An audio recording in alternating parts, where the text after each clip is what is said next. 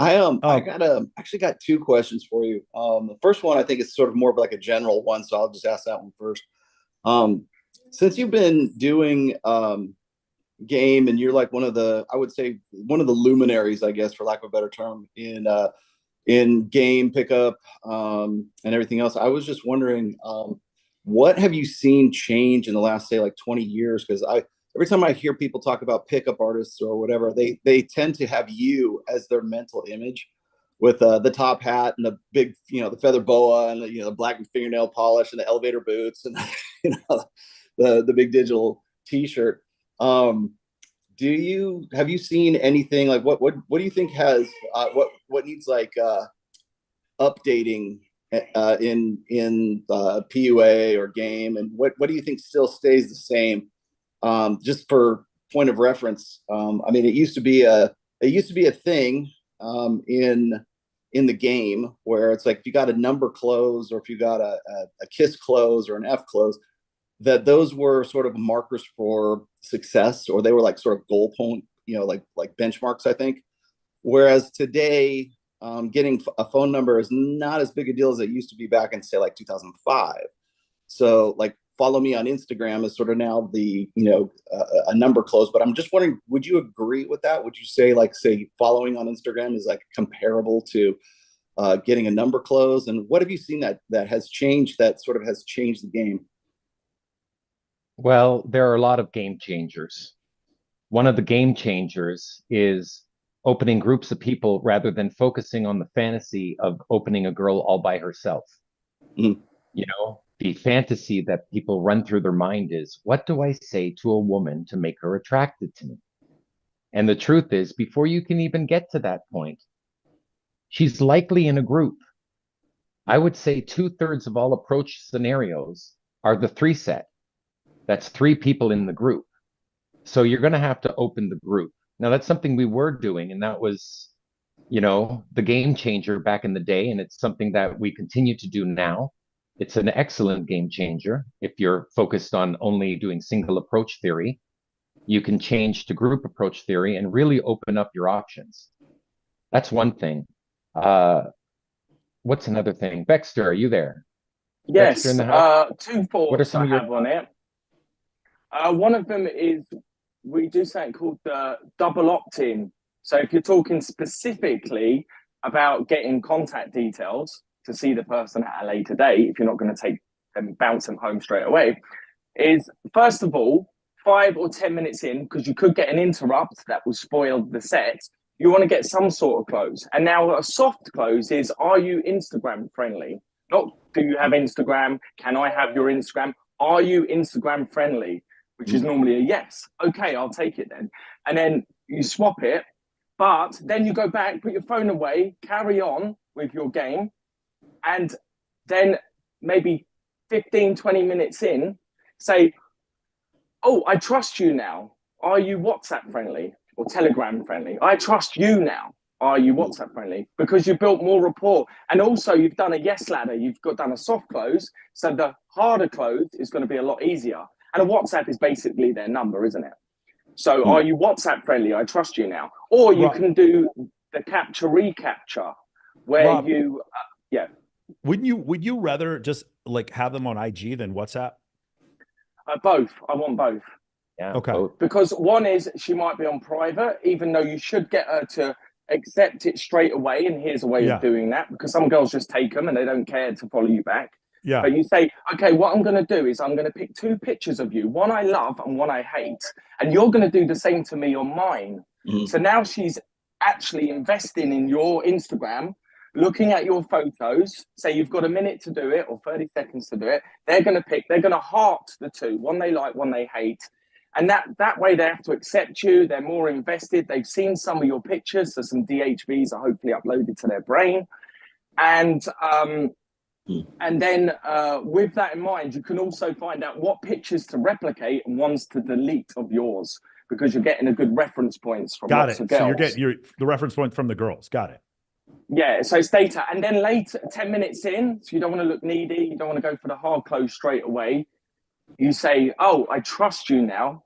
Are you WhatsApp or Telegram friendly? So you've got double ways of contacting them. But Also, there's the capture recapture where you're talking to the girl. Willingness to walk away is powerful. You've got the soft close of Instagram, and then you come back 5, 10, 15 minutes later when they probably talk to some boring people and they miss you. You go back in and you say, how rude of me. I should have got your WhatsApp. Are you WhatsApp friendly?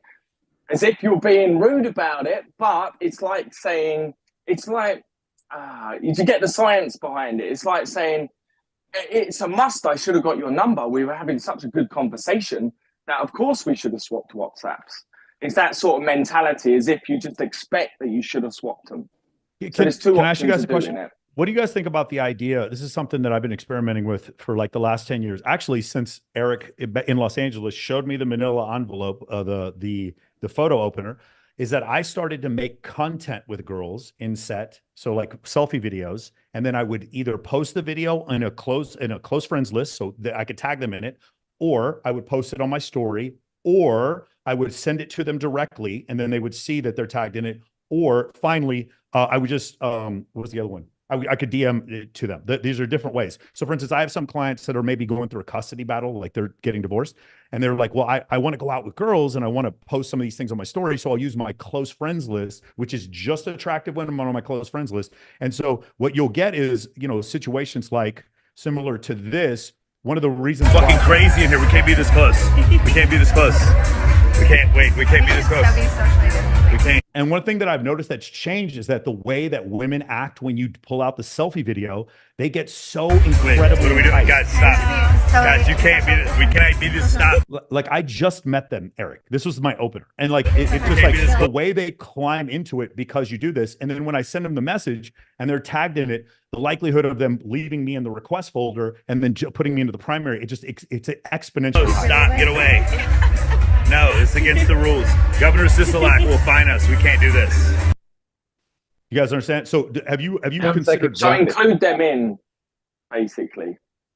Yeah, so I just start the thing, but I'm like, okay, I want this girl's number. So I put them all behind me. It's like, hey guys, get behind me. The light comes on my camera and I film it. And I usually act like, oh my God, look at my new friends. Or I thought we were going to an animal rescue convention. Why are all these girls in bikinis? Or, hey man, I thought this was Bible study. Why is everyone grabbing my ass? And the girls climb into the video and then I either tag them in the video on story or tag them in video on story on close friends list, or I send them the video directly. Have you? So they're buying into your story, they're buying into your frame. Yes, and joining along. But here's the other reason, Baxter, because what happens even if I don't talk to them again, I still have social proof for the next girl, and I use that on my social media. Does that make sense? Yeah, it's a good game plan. You do thousands of these, and then it ends up being just thousands and thousands and thousands of clips of social proof that allow you to just do crazy stuff. Agreed. Yeah.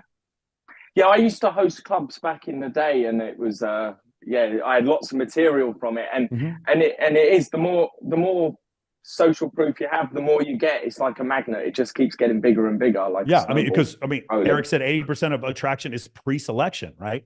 So like this one probably I got more attention for this one probably anything I've ever done.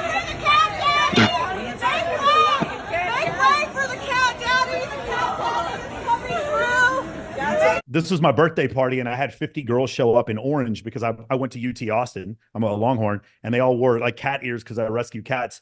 And we walked in there and I showed that video. I posted sometimes in my ads, and I get so much attention from women from it because there are two things that happen. Every girl in the video I tagged, and it was social proof for the future.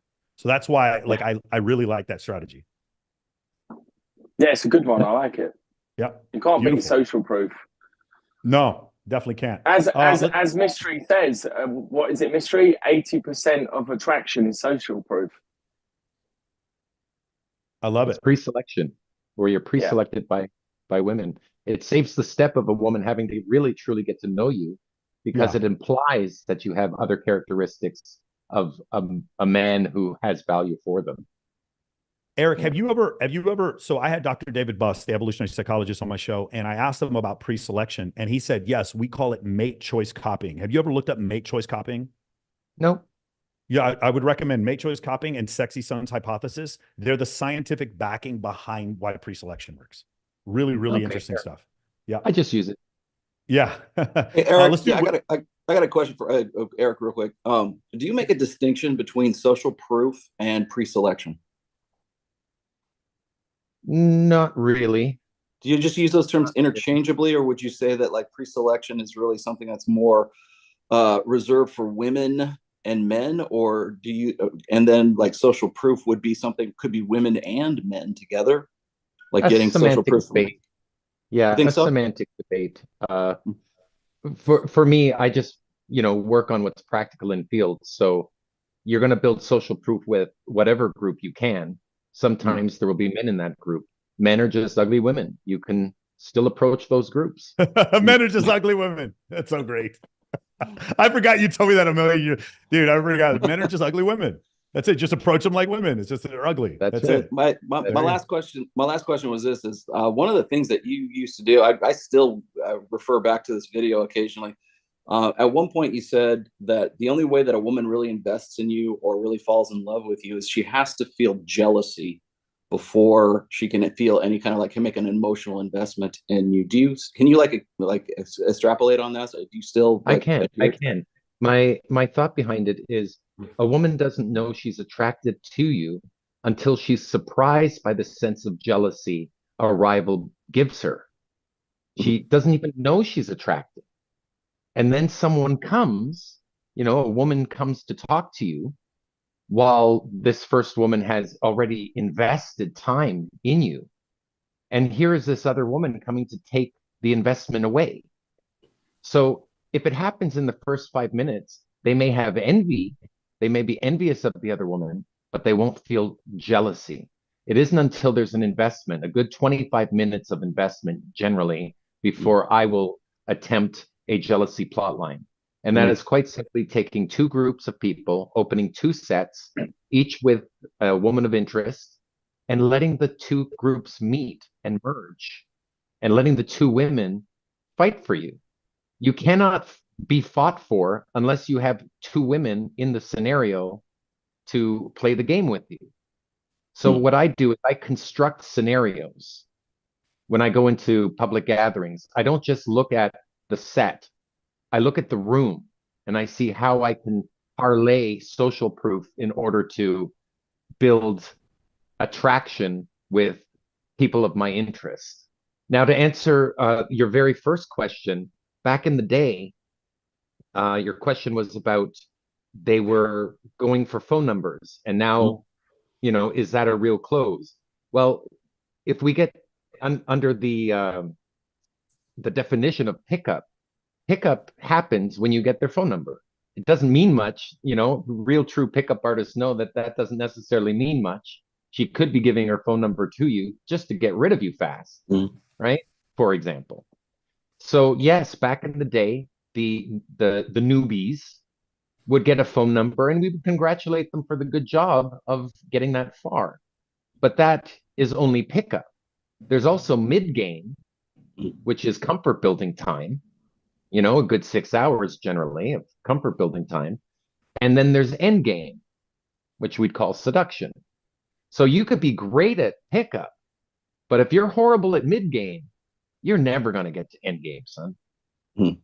You have to take it stage by stage and get good at the different phases of those stages. There's 3 phases per stage: a beginning, middle, and ending for attraction, a beginning, middle, and ending for comfort, a beginning, middle, and ending for seduction. That is a full courtship.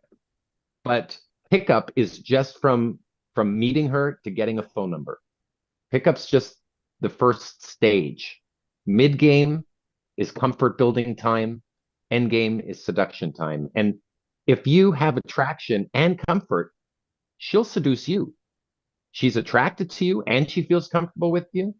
You just have to set up an opportunity to be pursued. Get somewhere private and she'll end up showing her seduction skills. Women are much better at seduction than me. Maybe you guys are good at seduction, but my focus personally is on attraction and comfort building. And I allow her to seduce me. It's a good game plan. Eric, you mentioned the term evolutionary pang. And then you also talked about, well, actually, first of all, let me ask you, are you familiar with any of Rollo's books, The Rational Male? Have you ever read The Rational Male? Rob? I have heard of the I have. rational, certainly, You've read it? but I have not read the whole book. No, I never had it on. I in always my felt collection. like, especially early on, the two books, The Mystery Method, the Venusian Sartain book, The Game, and The Rational Male were almost like seminal to creating the space that exists today. Okay, fair enough. Yeah, definitely. All right, cool. And then the other thing is you referred to it when you said when girls feel that pang. You said evolutionary pang. It's something I've stolen from you because it really does make a lot of sense. It's something she can't control. It's just something that happens. She has no decision over it. Well, I think everyone has a decision over their own pains, but emotions do play a strong role in your decision making. I trust my instincts. They were given to me by my ancestors, so I trust them. So if I feel creeped out by somebody, I am going to take the psychological hint.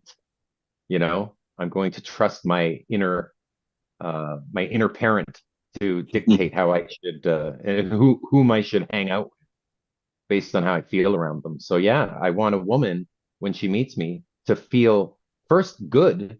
I want her to feel good around me. And most importantly, I want her to feel comfortable.